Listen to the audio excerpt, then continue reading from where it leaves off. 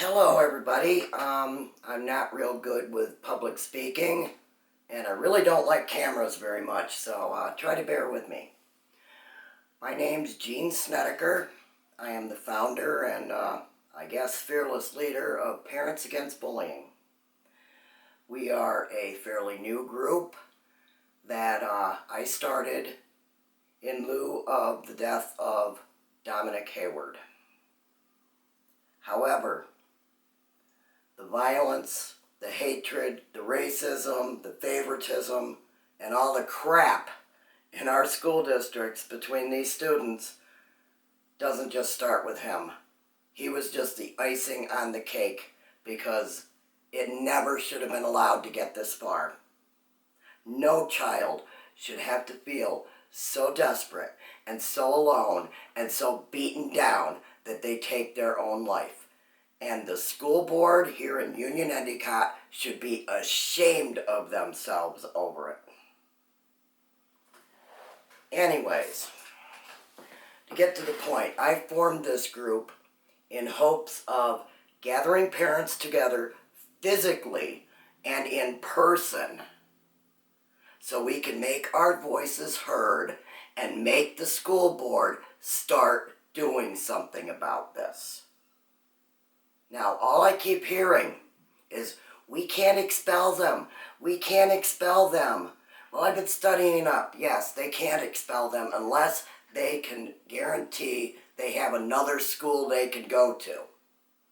There's nothing stopping them from other disciplinary actions, like suspension over and over and over and over and over again. One particular incident, and it's not the only one because other parents have had the same thing happen to them. My granddaughter was getting bullied. And this bully was also beating up my little grandson, put him on crutches before Christmas break. According to the assistant vice principal's exact words as repeated to me, I gave that girl a good stern talking to. All right, fine, good.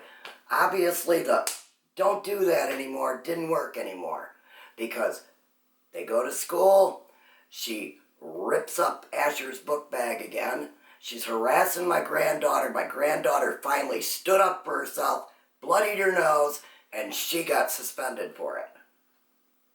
Where does this make sense? A bully gets a stern talking to, and yet a student that finally has enough and stands up for themselves gets suspended.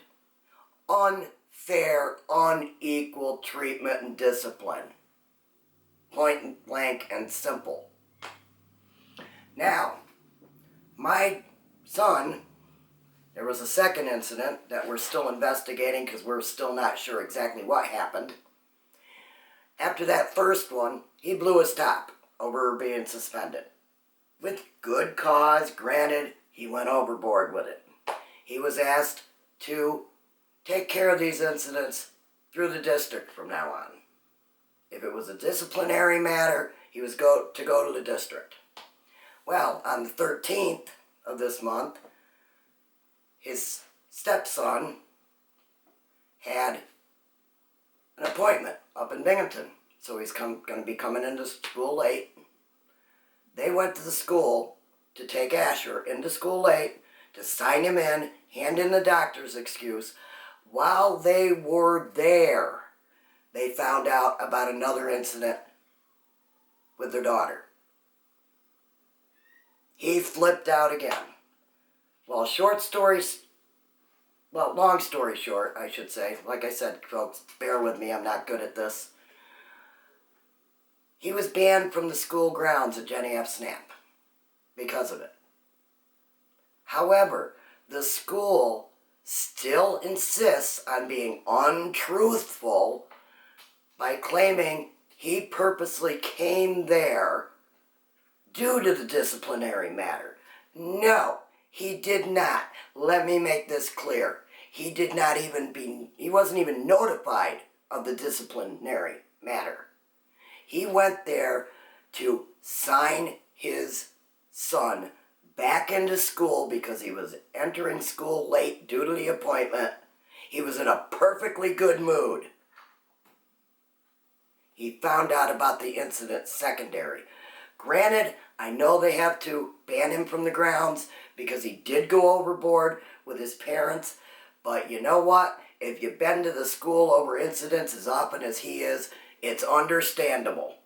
However, they could at least be truthful about the reason he was there instead of making it look like he went there intending to do that, because that's not the case.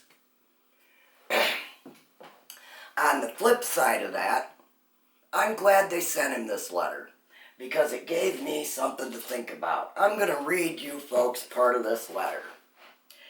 Union Endicott Policy 7310 sets forth a code of conduct prohibiting any conduct that is disorderly, insubordinate, disruptive, violent, or that endangers the safety, morals, health, or welfare of students.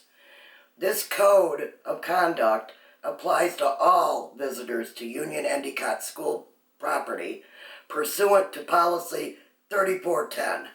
Alrighty then. Why is this not applied to the students? I mean, it's a clear-cut policy. It's a good policy. It's not immoral. It's not illegal. It's not infringing on anybody's belief systems. And yet they don't enforce this on their students? Let's face it, folks, the students spend more time on Endicott school property than us parents ever will. So, I have to call bullshit on this. You look in the student handbooks. There's no clear code of conduct for our students. It's a free-for-all. The school board, once again, needs to be ashamed of themselves. You've got hatred. You got violence. You've got juvenile gang violence. You've got racism going on. Racial slurs, which last I knew in this country are supposed to be a hate crime. And favoritism towards certain students that can do almost anything, not get in trouble for it, and yet they suspend others. It needs to be stopped. Which brings us back around to this right here, Justice for Dominic. They have a video. These three young men are on video beating the hell out of that poor boy. Right on UE property. Granted, it happened after school, but you know what? It was UE property.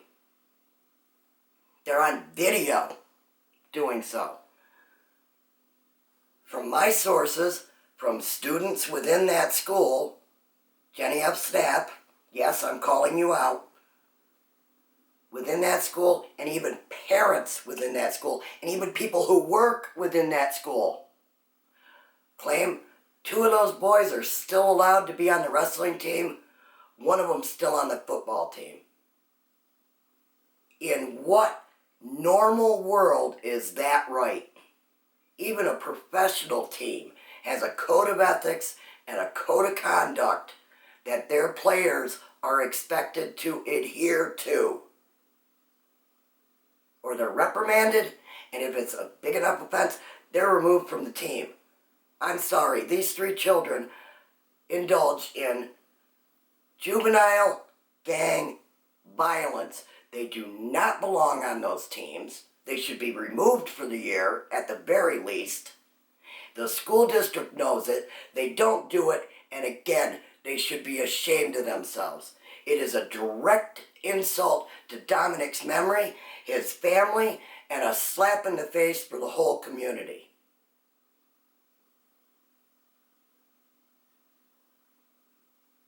And that's not even the tip of the iceberg with the problems within that school district. In short, here's the deal, guys. I'm only one person. And I can't make our voices known if I don't get butts in the seats. We have weekly meetings at George F. Johnson Memorial Library here in Endicott. I need butts in the seats. One person with a handful of people aren't going to be loud enough. More people, more voices, more opinions, shouting to the heavens, we might get something done. It says it takes only a pebble to start an avalanche. I am ready, willing, and able, and even proud to be that pebble. But the rocks need to fall. I need your butts in the seats. I need a physical presence. I need your voices in person. Or, let's face it, I'm just wasting my time because we can talk all we want on Facebook and people are just going to roll their eyes and say, oh, these people again, and scroll on by. We need to make a physical presence with voices in person and make the school district listen. Thank you. Our next meeting is tonight. Starts at 6 p.m. downstairs in the Scott Room. I really hope to see more of you there. If you don't make it to this one, there is a schedule for our meetings pinned at the top of the Parents Against Bullying page on Facebook. I need your help. The children need your help. The children are the future. And right now, for far too many of them, that future is looking bleak. We owe it to ourselves, our children, and the future to stand up against all these wrongs. We need to make our voices heard. Thank you for listening. Have a great day. Hope to see you at our meetings.